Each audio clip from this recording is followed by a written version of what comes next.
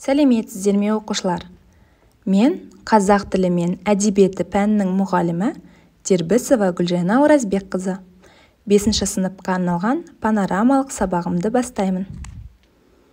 Сабақты бастамас бұрын алдымыздағы суреттерге назар аударайық. Суретте не бейнеленген? Бұл суреттердің қандай байланысы болуы мүмкін?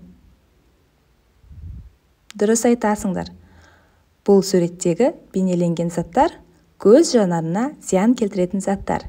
Яғни теледидар, компьютер, ұялы телефон және кітапты жатып тым жақын оқу.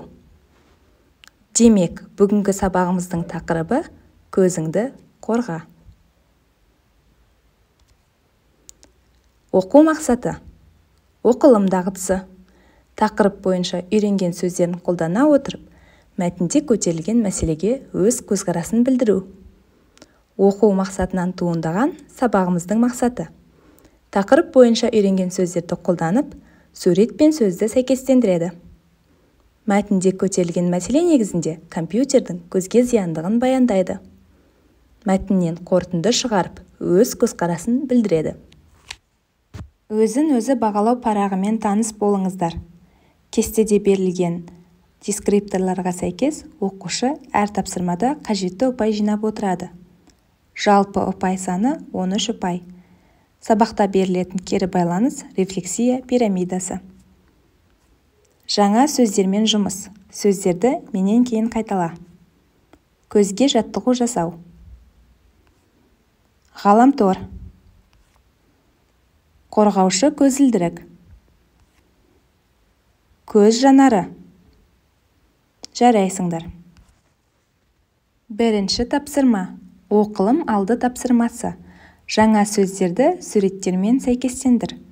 Дескриптор сөздерді суретпен сәйкестендіреді. Дұрыс жауап 1 ұпай. Тексерейік. Қорғаушы көзілдірік. 4-ші сурет. Көзге жаттығу жасау. 3-ші сурет. Ғаламтор. 1-ші сурет. Көз жанары. 2-ші сурет. Жарайсыңдар.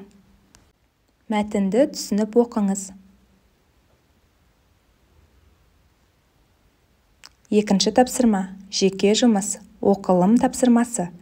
Мәтінді оқып, Wordwall платформасы арқылы викториналық сұрақтарға жауап беріңіз. Дескриптор викториналық сұрақтарға жауап береді. Әр дұрыс жауап 1 ұпай. Жалпы 4 ұпай. 1-ші сұрақ.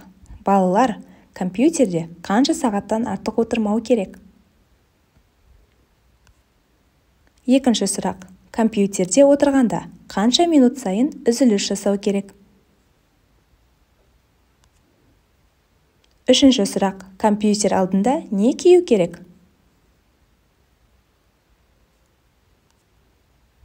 4-ші сұрақ. Компьютер тұрған бөлме қандай болмауы керек? Жауабымызды тексерейік. Дұрыс айтасыңдар. 2 сағаттан артық отырмау керек. Дұрыс. 15 минут сайын үзіліс жаса.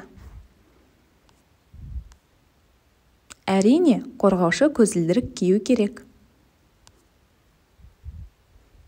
Компьютер тұрған бөлме шаң болмауы керек.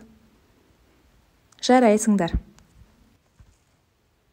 3-ші тапсырма. Жұптық жұмыс. Көршіңмен кеңес әдісі. Компьютердің көзге зиянын негізге алып, 2 суретті салыстыра отырып, жұбыңызбен талқылаңыз. Дескриптор 2 суретті салыстырады, жұбымен талқылайды. Бағалау критерийі. 2 суретті салыстырады, суретте берілген мәселені көтереді, компьютердің көзге зияндығын баяндайды. Жалпы 3 ұпай.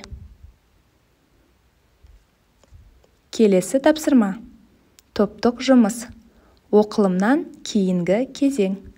Данышпан үкілер әдісі. Бұл тапсырмада бір топта 5 оқушы болады.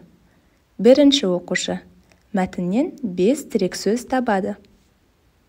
Екінші оқушы мәтіннің негізгі ойын бір сөйлеммен білдіреді. Үшінші оқушы мәтіннен бұрын таныс болған және мүлдем таныс емес ақпаратты табады. Төртінші оқушы мәтіннің негізгі ойын сурет, сызба және тағы да басқа арқылы бейнелейді. Бесінші оқушы мәтіннен маңызды қорытынды шығарады.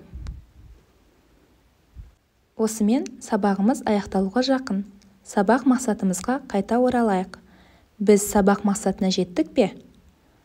Тақырып бойынша үйренген сөздерді қолданып, сурет пен сөзді сәйкестендірдік. Мәтінде көтерілген мәселе негізінде компьютердің көзге зияндығын баяндадық. Мәтіннен қорытынды шығарып, өз көзқарасымызды білдірдік. Кері байланыс. Рефлексия пирамидасы. Пирамиданың төбесіне есте сақтау керек бір маңызды мәлімет. Содан соң өзіңіз білгіңіз келген 2 мәлімет. Өзіңіз білген 3 мәлімет және сабақтан үйренген 4 мәліметті жазыңыз. Назар қойып тыңдағандарыңызға рахмет. Сау болыңыздар.